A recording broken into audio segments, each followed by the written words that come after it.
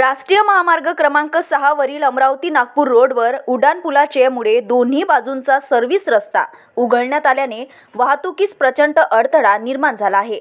हा मार्ग सर्वच प्रकारच्या वाहतुकीसाठी अतिवर्दळीचा महामार्ग असल्याने रस्त्याच्या दुर्दशेमुळे अपघात होण्याची शक्यता आहे।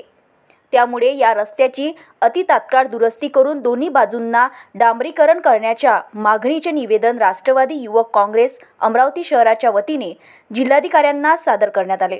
निवेदनात सांगण्यात आले की अमरावती नागपूर रोडवर रिंग रोड समोरील बायपासवर उड्डाणपुलाचे काम चालू आहे।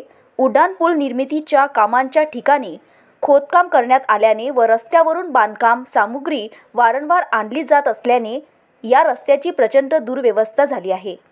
हा मार्ग अमरावती शहराचा प्रवेश मार्ग असल्याने मोर्शी, तिवसा, वरुड तालुक्यातील नागरिकांना अमरावतीमध्ये येण्यासाठी याच मार्गाचा अवलंब करावा लागतो।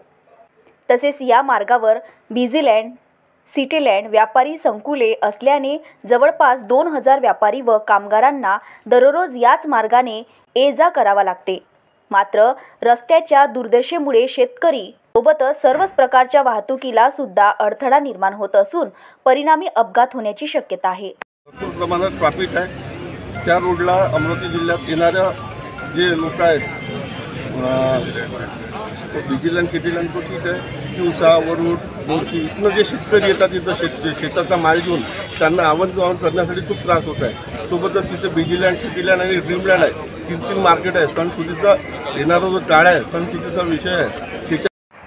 अर्चना रक्षे, विदर्भ न्यूज, अमरावती।